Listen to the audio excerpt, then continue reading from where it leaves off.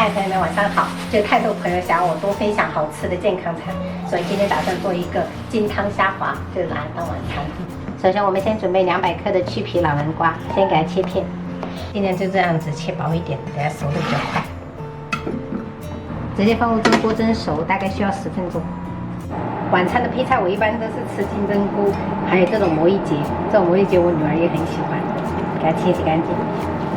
做这种健康餐，其实配菜只要热量低都可以的，像比方说海带呀、莴笋啊、娃娃菜呀，都是可以的。我们再切一点小米椒跟那个香菜，点一下用来点缀。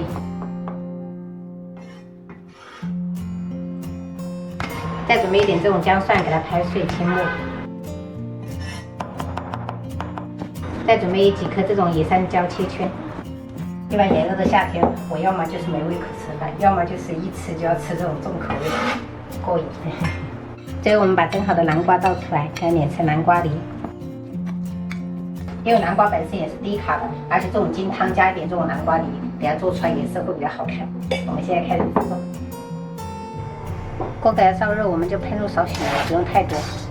我们先下入料头泡椒，给它炒出香味。接着我们加入1大勺这种零脂的黄灯笼酱。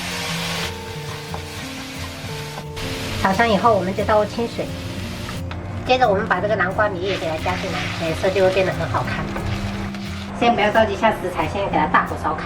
一般我做这种健康餐都是用这种空油瓶，这样子一喷的话没有多少油，吃起来会比较健康一点。炸开以后，我们就可以加入虾滑了。就平时我比较为了省事，就是用虾滑，也可以用虾仁或者是肥牛都可以。再把魔芋结跟金针菇放进来，开始调味。撒一点白胡椒粉，然后适量的松茸鲜，再来一点点生抽。因为这个灯笼椒本身就有咸味的，所以我们这道菜千万不要再加盐了，不然的话吃起来会很咸。煮到这些食材所有都熟了就可以了。最后出锅的时候，我们撒上小米辣跟香菜点缀。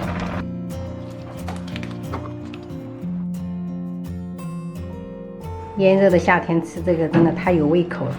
然后今天去买这个9节虾才70块钱1斤，所以买了1盆。你们等一下吃这个好吗？好。配这个卤面，今天晚上他们吃简单的卤面。太少了。看一下。来，妹妹，你的魔芋结。哇。把碗拿过来，让你尝一下这个魔芋结是多么有灵魂。更大。小心辣哦，小心辣哦。放心了。辣不辣？不辣。不辣啊，可以。一点点锻炼一下。勇敢的。你看，都是红红的。太美味了。如果我们中午没得煮的话，我开一包那个酸辣粉金汤的。金汤酸辣粉。下一次。下一次吧，啊，下次给好，你吃。先吃。那个也不错，那个好吃。对，我这是酸辣那个粉，不像我们平时吃的那种粉，咬都咬不动。它那个比较弱一点啊。对。本文内哈，这个是刚煮出来的。可以，它一整碗可以，可以点。